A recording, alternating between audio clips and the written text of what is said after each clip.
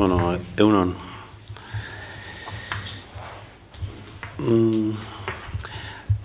Itzaldian hasi baino lehenago, ohar terdi olakon bat.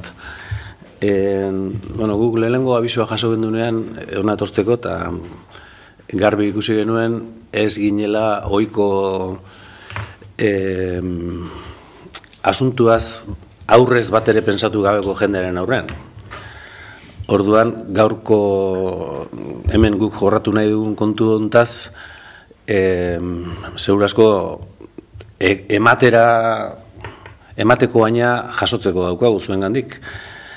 Dena dela, nola hemen jarri gaituzten, gaur bentsat saiatuko gara geurearen oinarri teorikoak botatzen, eta bi hartatzikoa gehiago nahi genituzke gaina beste modu baten egongo gara jarrita ere, hemen hola trukerako ez da oso areto ona, baina eta orduan bihartik aurrera gehiago izango da metodoan hartu eta gure material hori diskusiorako eta zuentzako baliagarri zenbateraino izan litekeen da bar. Orduan behar bada gaur izango da txaposo xamarra kontua, baina uste dugu naiz eta hemen denok ikusten da ze tiradizoa daukan hauzkotasuna eta eraginkortasuna eta lako kontuek ze tiradizoa daukaten eta naiz eta kezka izan guk aportatu dezakegun bakarra, aportatu dezakegun zerbait da, behar bada zuek aspaldi eta egunero eskuartean dabiltzkizuen edo buruan dabiltzkizuen kezka horiek ordenatzeko sisteman bat, proposamen bat. Hortik gora, behar bada ezer gutxi berri izango da zuentzako. Baina uste dut ordenamendu horrek desente argitzen ditula gauzak eta bakoitza bere lekuan jartzen duela. Beraz, politikoak bezala, etorkizuna hobeago izango den esperantzaen gaurko eguna pazientzia handiz jasatea gonbidatzen zaituztegu. Bai, ala espero dugu, ez da. Guretzat, kokagune hau bera ere ez da oso naturala. Niretzat bintzat ez da, Joxerrantzat ere ez.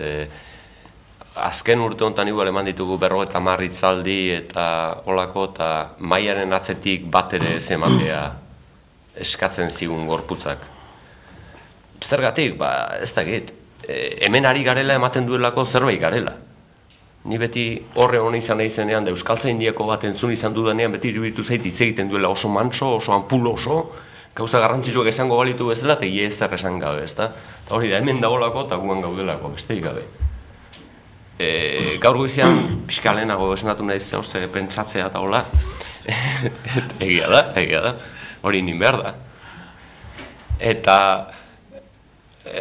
emazte jaikidanean esan zeiten duk esnatuta, esan dio PowerPointak eta gardenkiak prestatzen. Eta deskojonatu egin da, ezagutzen daulako. Alegia, hau prestatu egin dugula, ez ditugula gardenkiak eta egin.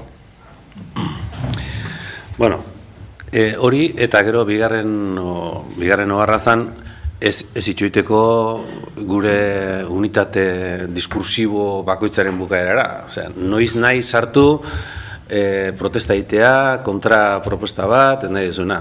Bakit zaila dela ambito honetan. Bueno, hori izanik, nik lehenengo ordu bete honetan titulua jarri dugun bezala euskararen kalitatea eskolan, zuzentasunetik egokitasunera. Gure itinerarioa, gure ibilbidea, nondien ora joan dan kontatuko dizuet, kontzeptu horiek, euskararen kalitatearen txostenean lantzen diren kontzeptu horiek, nondien orakoak diren eta marko teoriko moduan gero jorratu dugun metodorako, ez da? Bueno, dena abiatzen da, gure daukionez. Alare itxoin pixkat kutxarra barkatu. Gauza bat eitea ahaztu zaiguta da, komunikazioaz ari garen ez, da beti esaten dugu jakinin behar dela nun bukatu eta helburua zein den, eta momentu honetan ez dugu ahaztu behar, bai zuentzat eta bai guretzat garrantzitsuena zein den. Jakitea, lehenengo txapa honek zenba denbora iraungo den gutxi gora bera, eta arnasa noiz hartu ahal izango dugu. Orduan, planin bat proposatuko dugu, bakoitza jakin dezan arreta zenba denboran jarri behar duen. Hori da, garrantzitsua, eozer, esan dezakegun eozer gauza baino garrantzitsua da hori fijatzea. Oain hasten bagia izketan eta zuek jakin ordu bitardiak arte hemen egon behar duzuela, eta espaldin bakigu ez guk eta ez zuek. Noiz bukatuko den lehenengo txapa, gaizki goaz, hori da, oinarrizkoa. Bueno, orduan, nik agintzen dut nire jarduna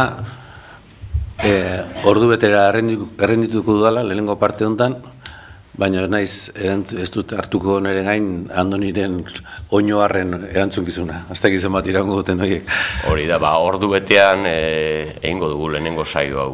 Eta gero, 5 minutuko tarte bat hartuko dugu.